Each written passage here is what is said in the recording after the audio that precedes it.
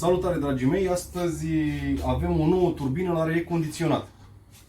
Avem o turbină de un Volkswagen Passat. Cam așa arată. Da?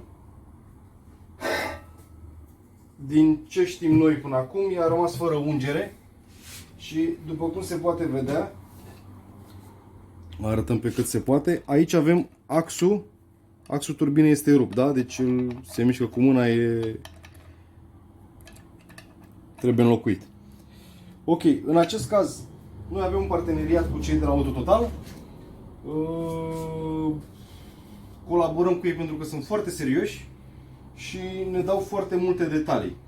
Adică dacă le trimitem o turbină, ne spune exact ce s-a întâmplat cu turbina, de ce s-a defectat turbina și ce ar mai trebui înlocuit la mașină pentru a nu ajunge din nou la defectarea acesteia. Și de asta colaborăm cu ei. Sunt foarte deschiși, nu sunt genul de oameni care te duci la el, îți ia piesa, face el pe deșteptul, știe el mai bine și îți repară acolo, tu nu știi de fapt ce s-a întâmplat, nu știi ce a schimbat, da, el zice că ți-a făcut și de fapt nu ți-a făcut nimic. Adică e foarte multă transparență. Și noi asta încercăm ca să oferim clienților noștri, sper că ne și iese, pentru că doar așa putem ajunge la calitate. Noi acum o pregătim o să o ambalăm, da? Și o pregătim ca să o livrăm șoferului care o să vină cu prima comandă la noi. Da?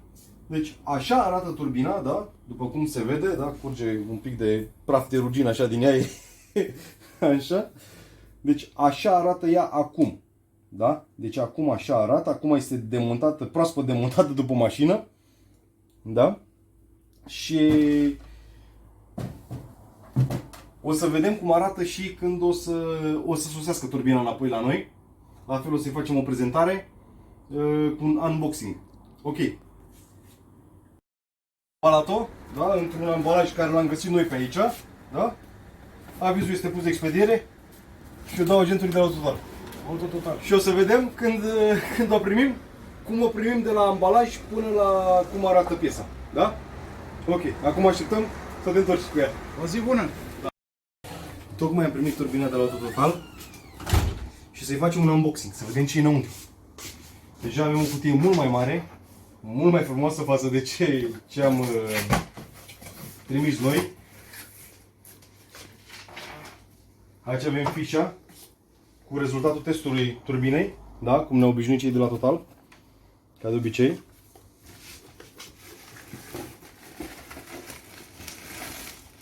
Aici avem piesele care au fost înlocuite.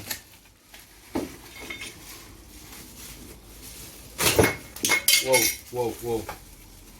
Așa. Practic, ăsta e axul turbinei, cel care era fisurat, fracturat, da? Se vede de aici, da? Ok.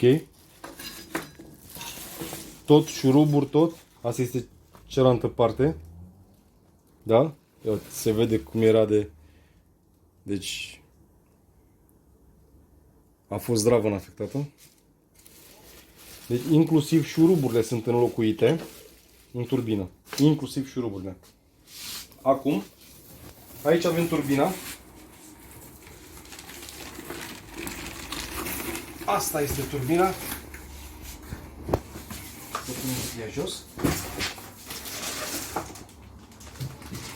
Aceasta este turbina care am dat-o mai devreme.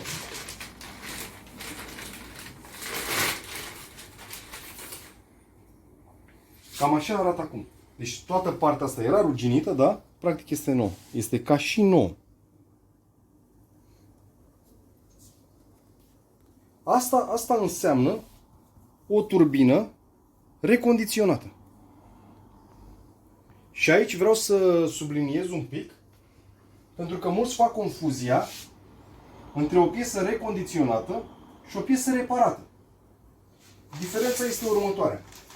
Piesa recondiționată este aceasta și se înlocuiește absolut totul, mai rămâne doar carcasa, atât doar carcasa, iar piesa reparată se înlocuiește doar componenta afectată. Deci aceasta nu este o piesă reparată este o piesă recondiționată. Asta este diferența între o piesă recondiționată și una reparată. Deci, după cum se vede, este nouă. Tot a fost înlocuit în ea. Geometria variabilă. Avem și garnitura aici. Da? Deci este pregătită pentru montaj. Un aspect foarte important, pentru care îmi place să lucrez cu cei de la Total, că turbina asta a fost gata în câteva ore. Deci în doar câteva ore eu am primit-o înapoi și este gata de a fi pus pe mașină, pentru că suntem în secolul vitezei, toți ne grăbim, toți vor să primească mașina ieri dacă se poate. Și de asta este un aspect foarte important și asta rapiditatea cu care se mișcă ei.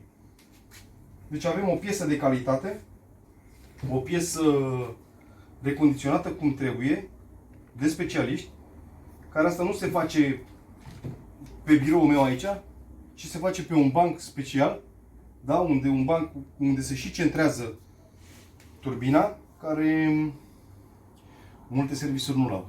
Și o recondiționează doar, schimbă miezul ăsta de aici și zic gata, am recondiționat turbina. Nu doar asta constă în recondiționarea unei turbine. Cam asta am avut de spus. Salutare și pe curând!